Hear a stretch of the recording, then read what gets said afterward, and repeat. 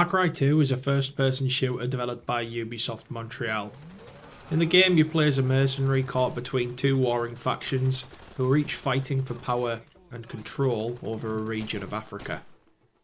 The story of Far Cry 2 has some interesting ideas, but overall is a mixed bag. Your character is infected with malaria, which has implications on the gameplay and narrative to a degree. As well as continuously searching for a steady supply of pills to treat malaria, your character also has to hunt for the Jackal, an enigmatic figure who serves as the game's antagonist. The Jackal's motivations are at best muddy and at worst downright nonsensical. Without getting into specifics, he states the case for his actions around the midpoint of the campaign, and they don't really add up. Your character has limited development due to an impressive lack of cutscenes and set pieces, which makes the game feel quite stark and flat a lot of the time. There's no voice acting for the main character, and the game would have really benefited from it. Any revelations, double crosses, or plot twists are treated passively, and you seem to just mindlessly follow every mission offered to you without input or reaction. There are some journal entries written in the pause menu that give some insight into the character's feelings. This helps alleviate some of the problems encountered during the game's narrative, but these have a limited impact on your understanding of what's happening and can largely be bypassed.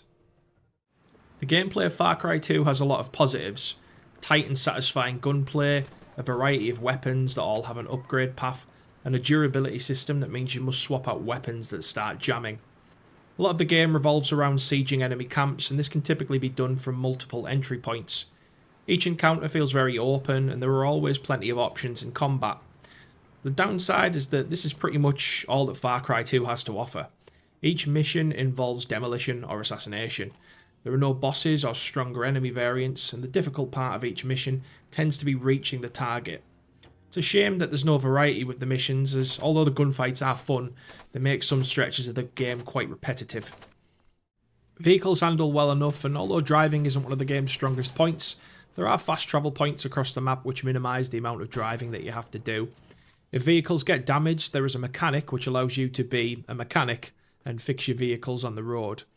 This is great as it means you can upkeep your vehicle, and if it ends up exploding, it's almost always your fault. If you do happen to be caught between towns or fast travel points on foot, brace yourself, because the amount of stamina your character has is sparse, and travelling on foot is not viable in most situations.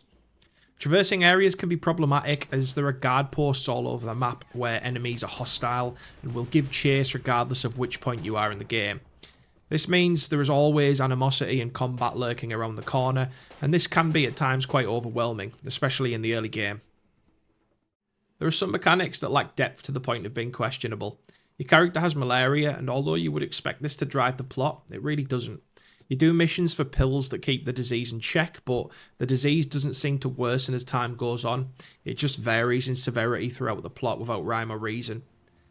There is a buddy system, but it never needs to be relied upon. If you get caught in a jam, your buddy will drag you to cover and give aid, but depending on how heavily under fire you are, they can get caught out themselves and require you to rescue them. They can provide alternative routes for missions, but given that the missions are always so predictable, there doesn't seem to be much of a cause to use the services. For a game that came out in 2008, Far Cry 2 looks great. Dynamic lighting and a full day and night system are present. The set design is generally strong, and the post effects such as explosions and reflective surfaces are impressive given the time that this came out. The music is a mixture between African rhythms and melodies and a more traditional cinematic orchestral score. The two blend together seamlessly and match the game's tone perfectly. It would have been nice if different zones had some variation of music, as a lot of the music tends to be recycled. This gets more noticeable in the later stages of the game. Far Cry 2 has all the components of a great game, but unfortunately it doesn't string them together quite well enough. The story is lacking in gravitas and at times coherence, with thinly written characters that have questionable motives. Dialogue is delivered flatly and at an absurd pace, removing any potential opportunities for drama to be drummed up. There's a distinct lack of variety in gameplay, meaning that if you don't enjoy gunfights in open environments, there's not going to be anything else on the table for you. There's definitely fun to be had here for big fans of the FPS genre, as at times the game can be very challenging and quite tense, but if you're looking for something that has a strong, engaging story and a lot of gameplay variety, this won't be your cup of tea.